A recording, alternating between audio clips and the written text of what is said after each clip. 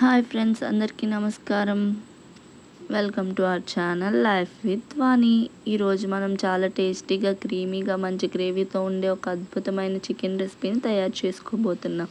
దాని పేరు chilli chicken. ఈ చికెన్ గ్రేవీని అన్నంతో కానీ, రోటీతో కానీ, చపాతీతో కానీ తింటే చాలా చాలా టేస్టీగా ఉంటుంది. మరి ఇంకెందుకు ఆలస్యం, మన రెసిపీని స్టార్ట్ చేద్దాం. చూడండి ఎంత సాఫ్ట్గా కుక్ అయిందో. చాలా గ్రేవీ అంటే క్రిస్పీగా వచ్చింది రెసిపీ. ఇంకెందుకు ఆలస్యం, మన రెసిపీని స్టార్ట్ చేసేద్దాం. ముందుగా గ్రేవీకి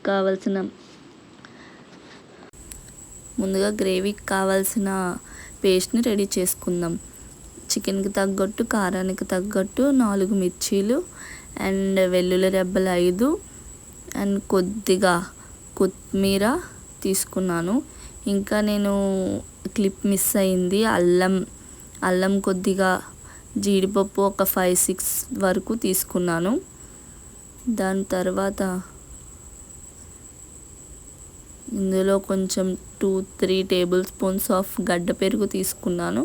నేనైతే చికెన్కి తగ్గట్టు 2 టేబుల్ స్పూన్స్ గడ్డ పెరుగు తీసుకున్నాను. దీనివల్ల చికెన్కి మంచి గ్రేవీ వస్తుందండి. దీన్ని సాఫ్ట్గా మిక్సీ పట్టుకొని పక్కన పెట్టుకోవాలి. ఇప్పుడు ముందుగా ప్యాన్ పెట్టుకొని కొంచెం ఆయిల్ వేసుకొని దాంట్లో చికెన్ వేసుకోవాలి. శుభ్రంగా కడిగి పెట్టుకున్న చికెన్ వేసుకొని ఫ్రై చేసుకుంటూ ఉండాలి.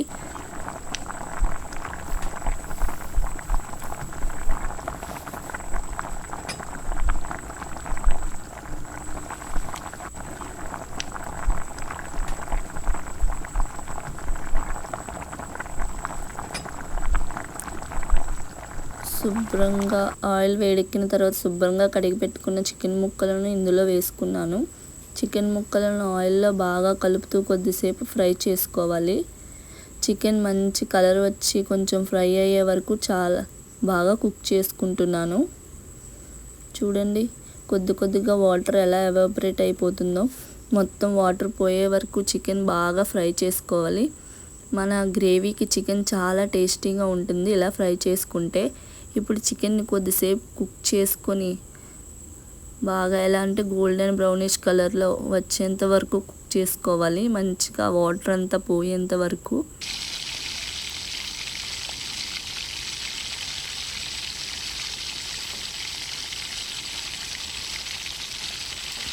శుభ్రంగా వాటర్ అంతా పోయింది కదండి. ఇప్పుడు కొంచెం కారం, మీకు కారానికి తగ్గట్టు ముందుగా మిర్చి కూడా వేసుకున్నాం కదా, మీకు కారానికి తగ్గట్టు కొంచెం కారం అండ్ చికెన్ మసాలా కొంచెం వేసుకొని బాగా ఫ్రై చేసుకోవాలి. కొంచెం కారం వాసన పోయేంత వరకు.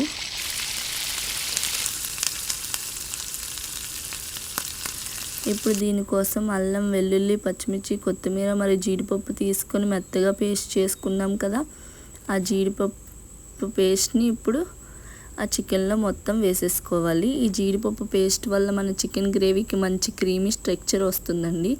అంతేకాదు గ్రేవీకి మంచి రిచ్ టేస్ట్ కూడా వస్తుంది. ఇప్పుడు ఈ పేస్ట్ని ముందుగా ఫ్రై చేసుకున్న చికెన్లోకి వేసుకుంటున్నాను. పేస్ట్ మొత్తం చికెన్కి బాగా కలిసేలా నెమ్మదిగా మిక్స్ చేసుకుంటూ ఫ్రై చేసుకోవాలి. అల్లం, వెల్లుల్లి, పచ్చిమిర్చి మరియు కొత్తిమీర సువాసన మొత్తం బయటకు వచ్చేంత వరకు బాగా ఫ్రై చేసుకోవాలి. చూడండి ఆయిల్ బాగా పైకి తేలేంత వరకు ఫ్రై చేసుకున్నాను కదా.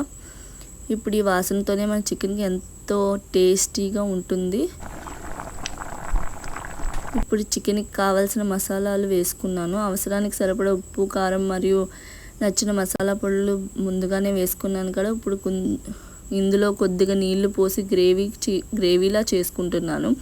మీకు ఎంత గ్రేవీ కావాలో దానికి తగ్గట్టుగా నీళ్లను వేసుకోవచ్చు. ఇప్పుడు ప్యాన్కి మూత పెట్టి చికెన్ని మీడియం ఫ్లేమ్లో మీద కొద్దిసేపు ఉడికించుకోవాలి.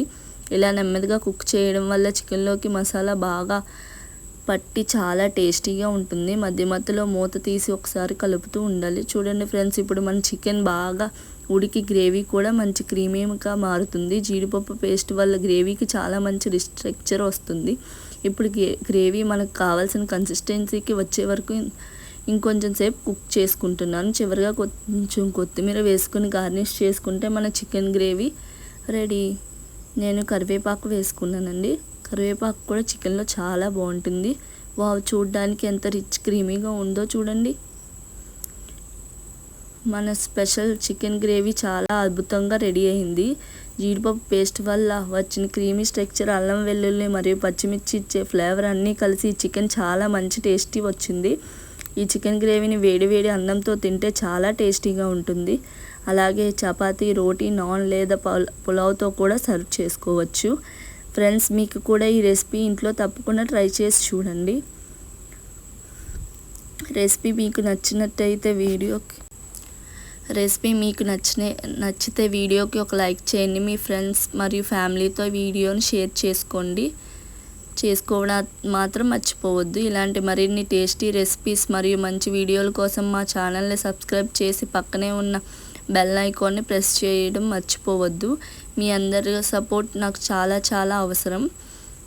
మీ సపోర్ట్కి చాలా చాలా థ్యాంక్ యూ. మరో మంచి రెసిపీతో మళ్ళీ కలుద్దాం. అప్పటి వరకు హ్యాపీగా హెల్తీగా ఉండండి. ఒకసారి ఈ రెసిపీ మీరు కూడా ట్రై చేసి చూడండి. Thank you for watching. Bye.